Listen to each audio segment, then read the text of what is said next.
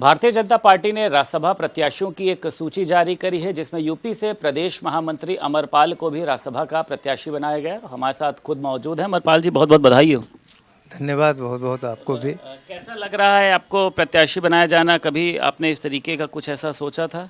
Bharatiya Janata party में सामान्य कार्यकर्ताओं की एक जो है प्रक्रिया है, वो काम करता रहता है, वो कुछ सोचता नहीं है। उसके जीवन का एक उद्देश्य है माननीय नरेंद्र मोदी जी की नीतियों को जन जन तक पहुंचाना, और इस देश को जो है, जो वर्षों तक कांग्रेस ने जो है लूटा खसोटा, इस देश के साथ में जो उन्होंने अत्याचार किया है, उसको समाप्त करना एक ही लक्ष्य है। और पार्टी का कार्यकर्ता इसी लक्ष्य के साथ काम करता है, वो कुछ और नहीं सोचता है बाएं दाएं।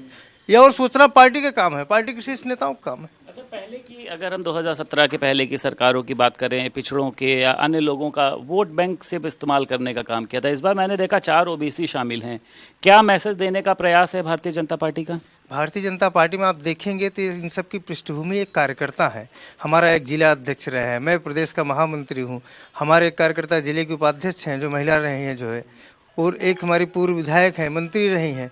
हमारे सुधांशु जी राष्ट्रीय प्रवक्ता है। आप देखेंगे तो कार्यकर्ताओं की श्रृंखला है। इसको किसी जाति से, किसी वोट बैंक की राजनीति से नहीं जोड़ा जाए। भारतीय जनता पार्टी में कोई जाति, कोई वोट बैंक, कोई चुनाव देख करके कोई नियुक्तियां नहीं होती हैं। भारतीय जनता पार्टी समय पर अपने उन जमीन के स्तर के भी कार्यकर्ताओं की चिंता करती है, जिनका कोई माई बाप, कोई संरक्षण नहीं होता। ये कांग्रेस की, सपा की, बसपा की कल्चर, उनकी संस्कृति रही है कि वो जो है नेम फ्रेम ढूंढते थे। भारतीय जनता पार्टी में एक ताकत है, वो किसी को नेम फ्रेम बना देती है। प्रदेश महामंत्री से अब राज्यसभा पहुंचना, एक तरीके से लग रहा है आपको जिम्मेदारियां बढ़ेंगी, चुनौती बढ़ेगी? मेरा ऐसा मानना है कि भारतीय जनता पार्टी के कार्यकर्ता को किसी भी चुनौती से लड़ने के लिए इतना सक्षम कर दिया जाता है कि उसको जो है देश की जो है सुरक्षा के लिए, देश की विकास के आगे किसी भी प्रकार की जो है चुनौतियों से लड़ने का साहस रखता है। आखिरी सवाल, जिस तरीके से भारतीय जनता पार्टी का कुनबा बढ़ रहा है, आज जयंत चौधरी ने ये क्लियर कर दिया कि हम लोग बीजेपी के साथ जा रहे हैं।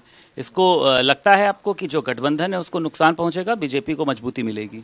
गठबंधन था कहाँ, उनकी जो है हैसियत ही नहीं है। वो तो जो है सिर्फ हवा में बात करते हैं। आप बताइए, समाजवादी पार्टी, कांग्रेस, इनका गठबंधन तो बहुत वर्षों से चला आ रहा है। नया क्या है? नया कुछ नहीं है। ये उसी को जो है और कमजोर होगा आपको लग रहा है? वो कमजोर थे ही। देखिए, जिसके पुरुषार्थ से कोई चीज अगर जो है सत्ता नहीं मिली है, तो ध्यान रखिएगा वो जीवन में कभी मजबूत नहीं हो सकता है। अखिलेश यादव का अपना कोई पुरुषार्थ नहीं है।